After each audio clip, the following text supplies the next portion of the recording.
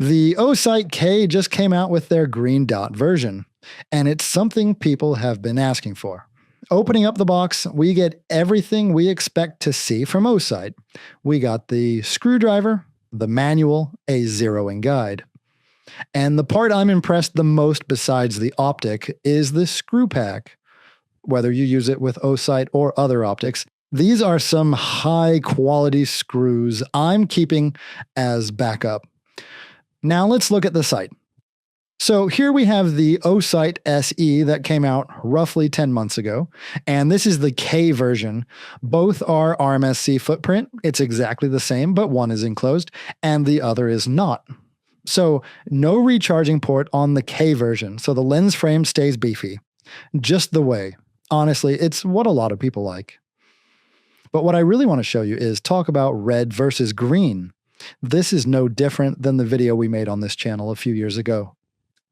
Red and green really doesn't make a huge difference other than your preference. What really matters here is the dot size. The K model with the green reticle is a 6.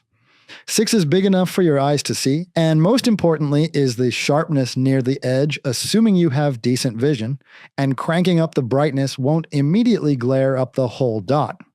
If not a single 6 MOA dot will still be a bit blurry. It has a lot to do with your vision. I was hoping if they can offer like a 8 or 12 version for shotgun users or these old school C-more reflex sight users. In that case, I recommend going with the SE version that lets you switch between a 32 MOA ring with a center dot, and you can cycle between the two if you want one or the other. Under a bright, sunny day, you got 10 total adjustments. On the highest setting, the dot is plenty to see, even when wearing sunglasses, and the glare gets washed out. Indoor, however, you have to crank down the brightness, so the glare doesn't appear. Again, the SE version is the enclosed version, and the K is an open emitter dot. The sight is mostly recommended for putting on subcompact handguns, but it's not limited to them since you can use adapter plates. And the same goes for mounting on long guns. You can grab any aftermarket mounts to do it. The built-in iron sight is nice, but I personally never use them. The turrets are recessed, and I want you to hear the click as I turn them. This is probably the most important spec, and it's not like one of those you get off Amazon that you have no idea how many clicks you have actually dialed. Most Osight these days are high quality. I mean, I have tested so many of them. And the first thing I check is always the turret to make sure they are audible. So every click that I dial is exactly what I expect. Because I hate when these cheap turret, like the one on the SRO, so you spend $600 on an optic that it's a pain in the butt to zero because you are just guessing how much you have dialed. Anyway, moving on to the battery.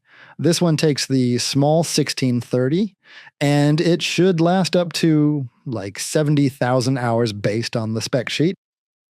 Compared to the rechargeable ones, honestly, this is way better. Plus, the Shake Awake can make it last even longer when you're sleeping at night. If you carry it on you all day, I think even then it will last at least 5 years. I guess I have to make another video in 5 years to see really how long this lasts. To put that in perspective, 70,000 hours is like 8 years that you don't have to touch. 8 years is a long time for a student to go through high school and 4 years of college. So I say that's a huge improvement than using the rechargeable cap, which you might even lose it at some point. So should you buy this if you are in the market? I say yes for the price and the quality. When the HoloSun EPS is another one you can check out. This one saves you a bit, and you can get a deal by visiting the first link and be sure to use the code. If you want to dig into it a little more, check out this video right here to see it in action on the range.